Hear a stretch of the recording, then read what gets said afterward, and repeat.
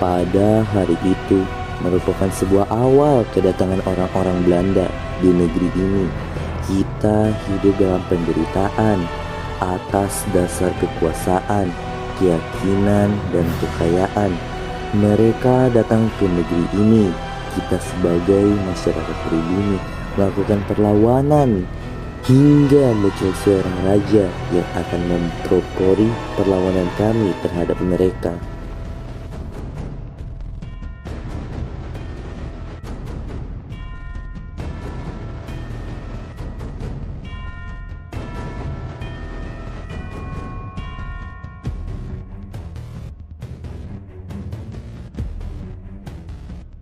Jenderal, penghasilan perkebunan pada bulan ini meningkat dengan pesat dan pemberontakan oleh pribumi tempo lalu dapat diatasi.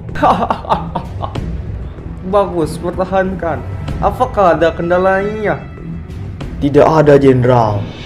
Namun saya melihat adanya bahaya jika kita tidak melakukan kerjasama dengan kerajaan Mataram.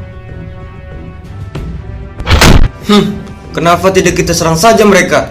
Kalian tahu sendiri, mereka sangatlah benci dengan kita. Saya akan segera menyiapkan pasukan jika kalian setuju denganku. Benar, Jenderal. Raja mereka sangat menentang keras praktek dagang yang kita lakukan ini.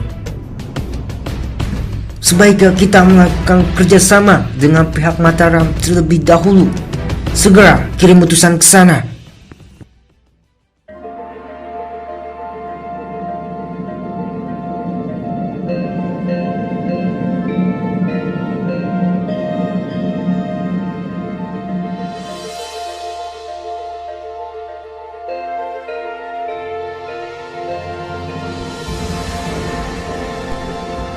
Sultan Agung yang mulia, aku utusan dari VOC.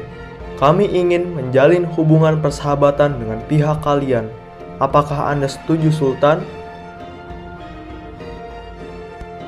Tidak, Mataram Islam tidak akan bekerja sama dengan pihak POC. Kerjasama apa? Kalian hanya menimbulkan penderitaan bagi kami. Sebaiknya kalian pergi dari negeri ini dan membawa pulang impian kalian itu.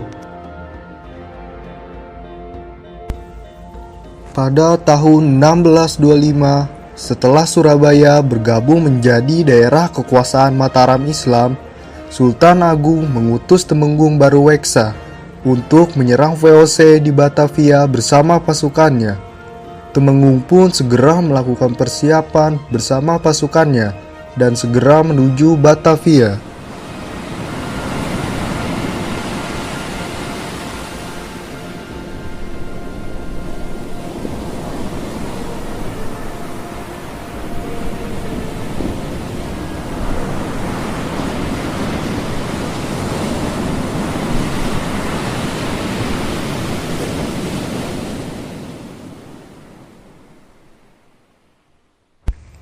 Dasar bodoh kalian!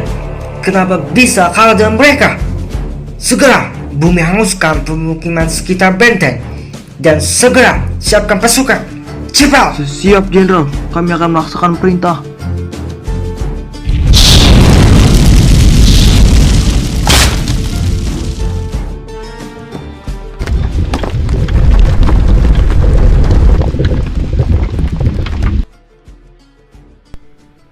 Itu dia benteng Holland. Bersiaplah kalian semua. Kita akan mulai menyerang.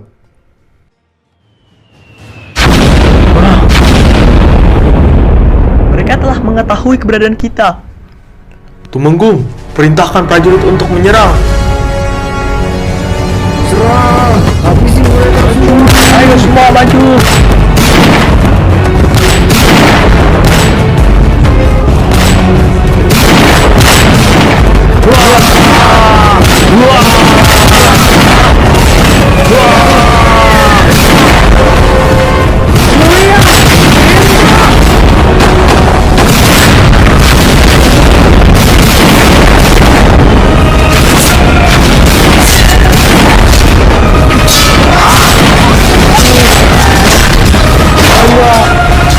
Mereka tembak.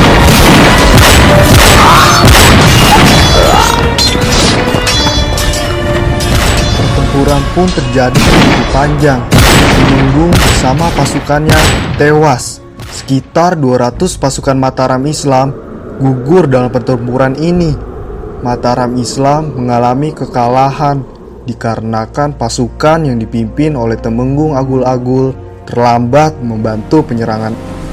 Ia pun sedikit melakukan penyerangan dan kembali ke kerajaan. Setelah mengalami kegagalan pada penyerangan pertama, Sultan Agung tidak berkecil hati. Sultan Agung bersiap melakukan penyerangan kedua yang dipimpin oleh Kiai Adipati Juminah.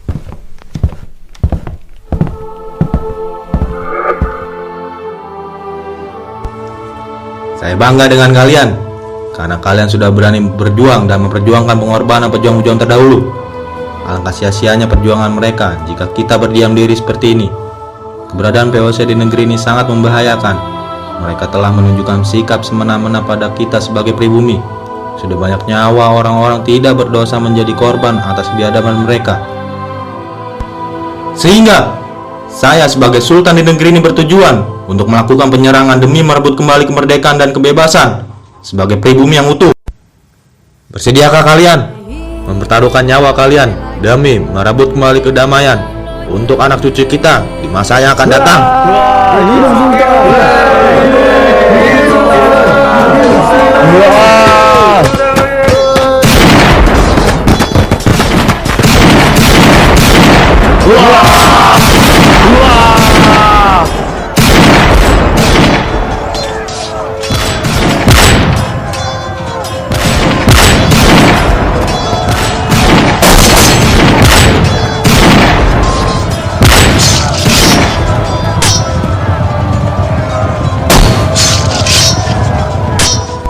Penyerangan kedua yang dilakukan oleh Mataram Islam berujung dengan kekalahan. Banyak korban yang berjatuhan di antara kedua belah pihak. Sultan Agung Sang Raja Mataram Islam. Ia pejuang sejati. Ia adalah pelopor perlawanan terhadap ketidakadilan. Beliau merupakan sosok teladan bagi perjuangan rakyat dalam melawan penjajahan di Nusantara.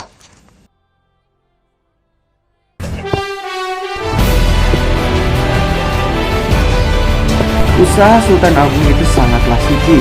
Aku sangat takjub akan usaha-usahanya dalam melakukan perlawanan terhadap VOC. Beliau merupakan sosok teladan bagi diriku. Ini tibalah saatnya bagi kami meneruskan perjuangannya dan para pejuang terdahulu dalam melakukan perlawanan mengusir keberadaan VOC dari negeri ini.